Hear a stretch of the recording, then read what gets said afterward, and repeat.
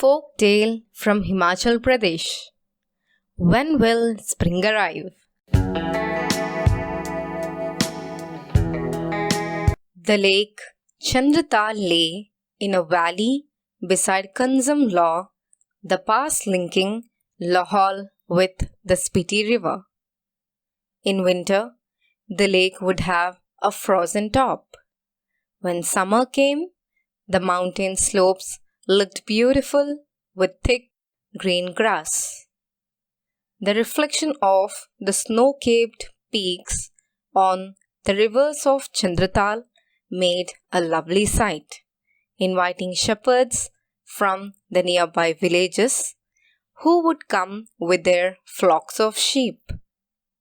The animals seldom wanted to go back from the grazing ground, so most shepherds stayed back till the first signs of winter.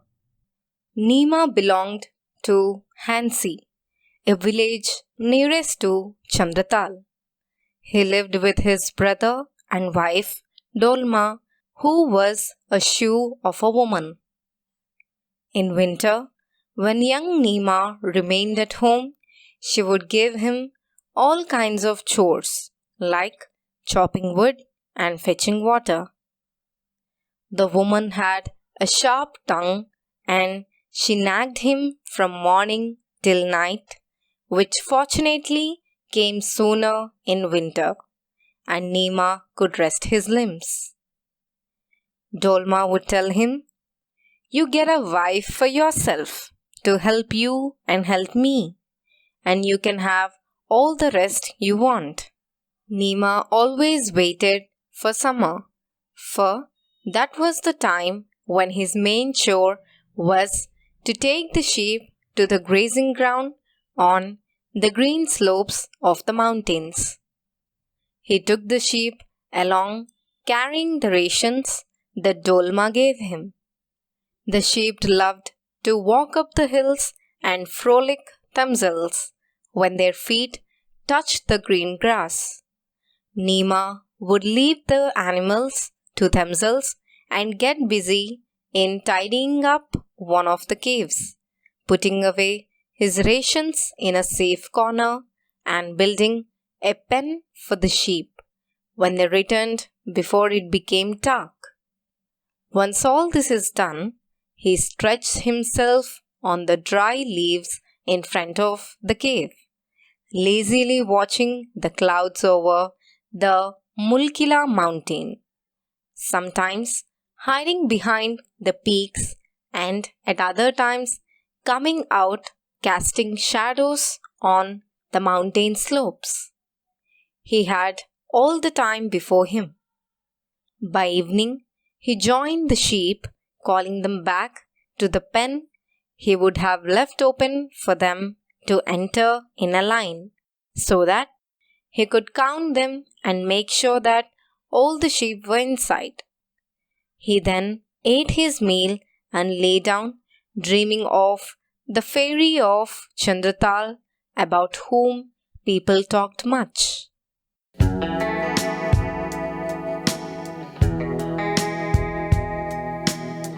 It was a full moon night.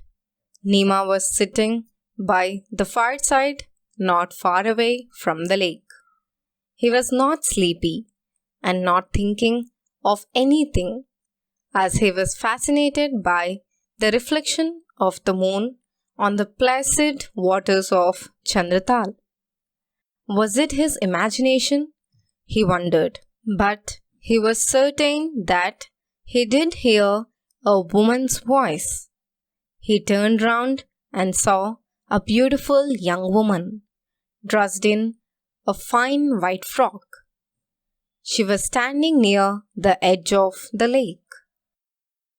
As she slowly approached Nima, she was saying in a voice slightly louder than a whisper, "I'm not an illusion. I'm the Chandra Tal fairy. I have been watching you for several days, and I wished to befriend you. What's your name? You're a handsome boy. A more handsome person I haven't seen near the lake or in the valley. I'm Nima from Hansi. He introduced himself.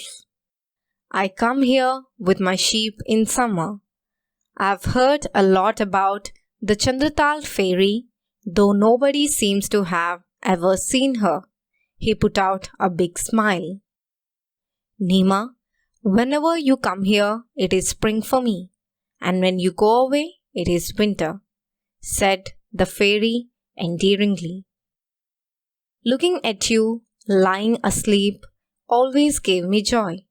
You know, I can come out of the lake only at night, and today I found you are awake. And I have taken courage to come to you. Will you go with me, Nima? The fairy said with great affection. I shall be your maid. Nima stood there speechless. The fairy unhesitatingly caught hold of his hand and began walking towards the lake. She stepped into the lake, and lo and behold, as she was holding his hand, Nima was able to glide along the surface of the water.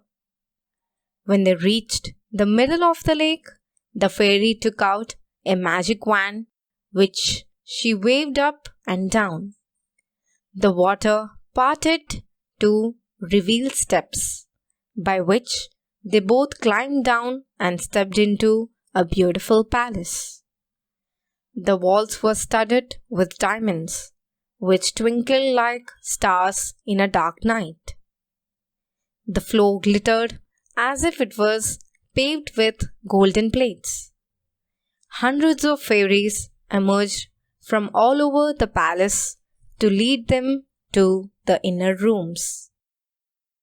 Nima guessed that the fairy who took him to the lake must be the queen. The other fairies helped him to put on silken robes over which the fairy sprinkled sweet-smelling perfume.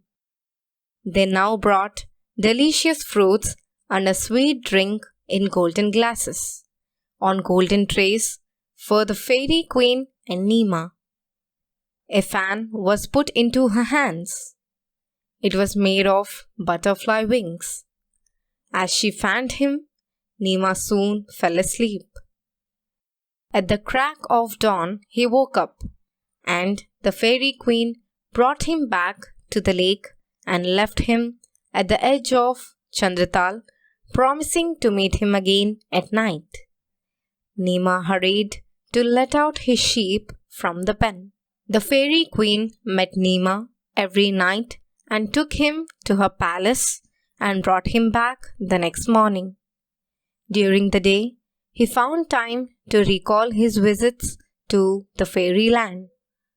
As the summer days passed, one thought began to worry him. What would happen when winter came? One day, he experienced cold winds. There was frost on the ground, and by evening, the lake lay frozen. That night, he told the fairy queen that he would have to take his sheep back to the valley. Unless he took them back, the sheep might not survive.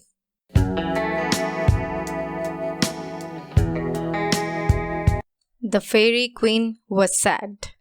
She pleaded, Nima, you should promise that you will come back when flowers begin to blossom in spring and the grass on the mountain slopes will turn green. I shall wait for you all through the long winter. Also, promise that you will never speak about our meetings to anyone. Nima promised. As the fairy queen left him at the edge of the lake, he lingered till she glided to the center of the lake. The next moment, she was gone. He heaved a heavy sigh and went back to his sheep. He led them out and took his long staff to guide them back to the village. That winter, Dolma found her young brother-in-law spending more time to himself. Sometimes he took a long time to answer her call or give a reply. Fortunately, she desisted from pestering him with many chores. Winter was not yet over, but every morning Nima would come out and gaze at the horizon. The sun was late in coming out of the peaks, the grass was still brown, and the trees were barren. No flowers had blossomed as yet. One day, Dolma found him getting ready to go to the mountains. She was surprised when he asked her for his rations. Nima, it's not yet summer. There is deep snow still, and the sheep will die. It may be another week or a fortnight before the snow starts melting. He did not reply her for some time. Dolma thought she should not leave him to his thoughts. She called him, Nima, come here and chop some wood for me. Nima did not move from the fireside. He was still in deep thought. Nima! It was almost a shout from Dolma. Who do you think you are? The spirit of Spiti? And you expect me to bring hot soup to His Majesty in a golden glass? Nima had never before remonstrated to his sister-in-law, but today he was angry with her. Soup, you call it? It's like the witch's brew. Even a yak would turn its face. Pah! Dolma felt like having been stung by something sharp. So, you don't like the food I give you? The way you talk, it seems the fairy of Chandra Tal is giving you drinks in golden glasses. Shh! That's what has happened all through last summer. She would come and fetch me every night and bring me back in the morning. What do you know? Suddenly Nima remembered the fairy queen's warning to him not to disclose their meetings to anyone. So that's it. Then, why don't you go back to the fairy? Dolma blurted out, though a moment later she bit her tongue as she felt she was harsh with her brother-in-law. Before she knew what was happening, Nima walked out of their home and did not turn back. Nima went straight to the nearby monastery and prayed. He prayed for an early arrival of summer. After some time, he went back home and started chopping wood. The sound brought Dolma out and she merrily smiled. Every morning, Nima came out, strained his eyes to find out whether he could see some green on the mountain slopes. He readily attended to any chore that Dolma might give and then would run to the monastery where he would sit in the prayer hall and cry out, "Tell me, O Lord, when will spring arrive?" At last, when spring came, he found himself leading his flock to Mulkila. He cleared the cave, built a pen for the sheep, and at night sat at the edge of the lake waiting for the fairy queen. She never came. He did not see her for a full week. Was she angry with him? After some days, he became restless. If she wouldn't come, why shouldn't I go to her? Nima entered the lake and walked. He did not reach the center. He was not seen afterwards.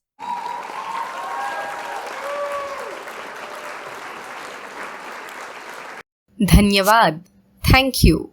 If you like this video, do like, subscribe and share. See you in the next one. Bye bye.